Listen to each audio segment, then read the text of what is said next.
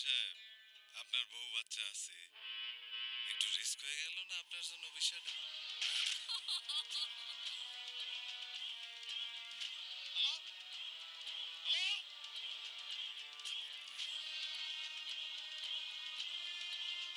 ভাইয়া এই যে চক্কর মুক্তি পেয়েছে দর্শক তো এখনো ভালো ভালো পজিটিভ রিভিউ দিচ্ছে সেই বিষয়টা কেমনভাবে দেখবেন? ভালো, ভালো, খুব ভালো। এবং দর্শক যেই পজিটিভ রিভিউ দিবে, সেইটাই কিন্তু রিয়েল রিভিউ। হল থেকে বের হয়ে দর্শক যেই কথাটা বলবে, সেইটাই মূল কথা। তার উপরে কোনো কথা নাই এবং সেই কথার উপর চক্কর আ চক্করের মধ্যে দর্শক একটা বিখ্যাত কথা আছে, সবথেকে কঠিন কাজ হলো একটি অন্ধকার ঘরে একটি কালো বিড়াল খুঁজে পাওয়া। কে আপনি?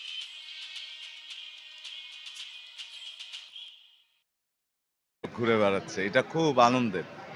অনেকেই কিন্তু আপনার চক্কর দেখে কিন্তু কান্না করতে করতে হল থেকে বের হয়েছে যে অনেকজনে আমাদের কাছে রিভিউ দিয়েছে যে আমি একবার দেখেছি ৪ বার দেখে কিন্তু আবারও হলে ২য় বার আসছি।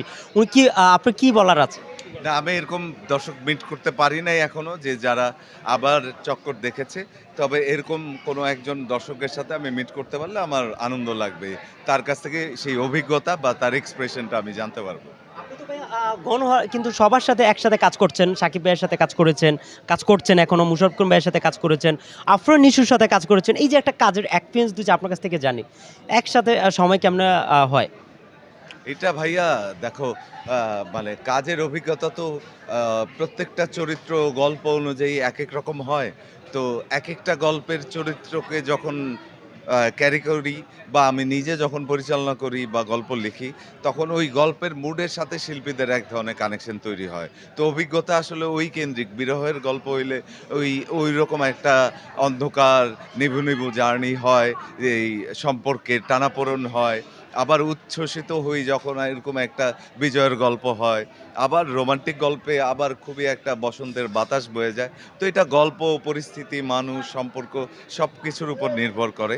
তো আমি শেষমেশ এটা বলতে চাই যে এইবার আমরা সবাই একটা সিনেমার ঈদ উদযাপন করতেছি।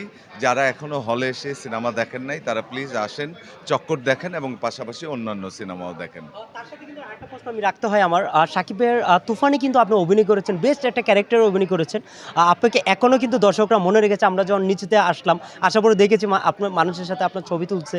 পিছনে, পিছনে এসে ছবি তুলছে। কিন্তু বেস্ট একটা 'তুফানে' আমরা যদি একটু জানি একটা এক্সপেরিয়েন্স আছে আপনার ভালো অভিনয় করেছেন। সেই সাকিব ভাইয়ের কথা যদি একটু জানি আপনার মুখ থেকে।